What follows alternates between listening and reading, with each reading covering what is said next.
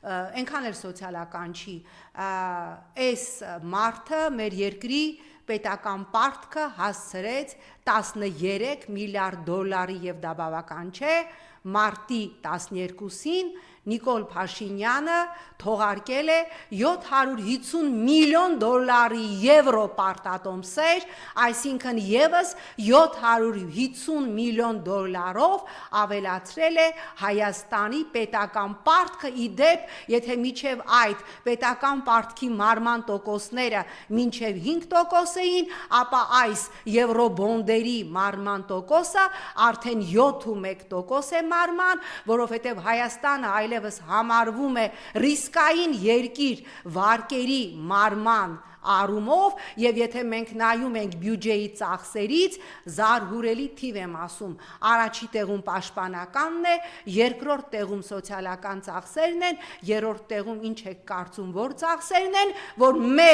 մեր սերունդների վզին դրված է, այո, Նիկոլի վերցրած պարտքերի մարման տոկոսներն է երրորդ տեղում, որ մեր բյուջեից գնում է, իսկ սա նշանակում է, ես տնտեսագետ չեմ, բայց ցիտում եմ լրջագույն տնտեսագետների, որոնց հետ զրուցել եմ, սա նշանակում է, որ երկրի տնտեսությունը ուղղակիորեն փլուզված է եւ սա նշանակում է, որ այս քերելը, որ Նիկոլ Փաշինյանը անում է, այս հայտարարագրերը, որ հայտարարագրեք, բերեք, մուծեք եւ նաեւ հիմա օրենքի նախագիծ բերեց քաղաքային տրանսպորտում ով չվճարի 15000 պիտի տուգանվի, ավելին մի խայտարակ նախագիծ է շրջանառել արդարադատության նախարարությունը, ժողովուրդ ուշադիր լսեք այս նախագծի վտանգավորությունը, այսինքն եթե ձեզ պարեկը կանգնացնում է կամ ունեք որևէ տնտեսություն, ձեր տնտեսության վրա պեկը բերում է եւ որոշակի տուգանք է դնում, եթե նախկինում դուք վիճարկում էիք դատարանում եւ տուգանքը վճարում էիք միայն դատարանի վճռից հետո, հիմա տուգանքը դրեց, ասեց 50 միլիոն տուգանվում ես, տեղում տուգանքը պիտի վճարես, հետո դատի տաս, դատը էլ կարող է տևի մի քանի տարի եւ մի քանի տարի հետո եթե դատարանը որոշի որ քեզ սխալ է տուգանել պեկը կամ քեզ պարեկը սխալ է տուգանել այդ ժամանակ նոր քո գումարը իհարկե բանկային պահումները հանած կվերադարձնեն քեզ իսկ գիտեք սա ինչի համար է արվում որովհետեւ բյուջեում փող չկա եւ այն Նիկոլը որը ասում էր քաղաքացին տուգանքի մատերիալ չի քաղաքացին քերթելու մատերիալ չի այսօր քաղաքացին դարձել է տուգանքի եւ քերթելու ամենամեծ մատերիալը եւ հիմա ես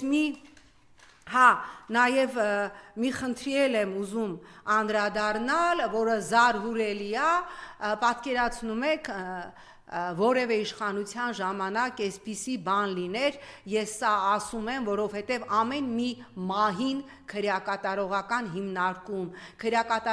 հիմնարկում ամեն մի չեպեին ես տեղյակ եմ եղել որպես եվրոպական ինտեգրման հանձնաժողովի նախագահ եւ որպես մարդու իրավունքների հանձնաժողովի նախագահ 2024 թվականին մենք քրեակատարողական հիմնարկում ունեցել ենք 38 մահվան դեպք ինքնասպանություններ, հիվանդություններ, տարին նոր է սկսել ժողովուրդ, տարին նոր է սկսել արդեն քրեակատարողական հիմնարկներում, բերդերում ունենք մահվան 6 դեպք, որից 4-ը ինքնասպանություն։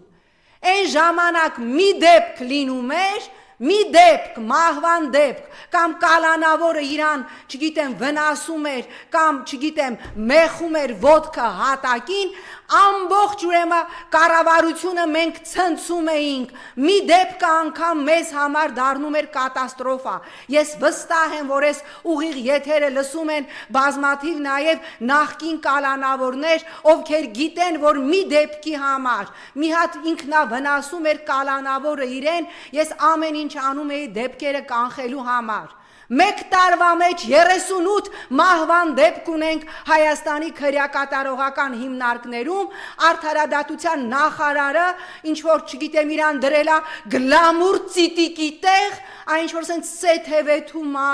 ինչ որ սենց լրագրողների հարցերին ծպացնում է, ճպցնում է,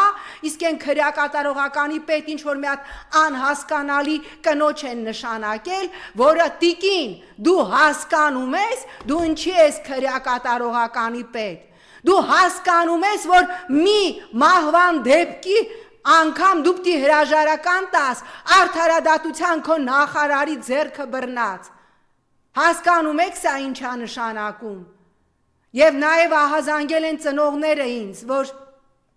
երեխաներին էլ չեն նայում ինչ վիճակը, առողջական վիճակը, երեխաներ կան, որոնք ինսուլինակախվածություն ունեն, բարձր շաքար ունեն, բոլորին պագալովնը, հիվանդ, առողջ, բոլորին զորակոչում են, բոլորին զորակոչում, Պաշտպանության նախարար, այդ որ գնում ես Գյումրի, զբաղված ես Գյումրիում ընտրական գործընթացներով, մի հատ նայի թես ինչ է կատարվում, որ հիվանդ երեխեքին չտանեն բանակ, որ բարձանան դիրքեր, թոքաբոր բնգնեն, բերեն մեռնեն 19 տարեկան ջահելի դիակը տակմոր ձերքը ասեք, դե ինչ անենք, թոքաբոր բնգավ մեռավ։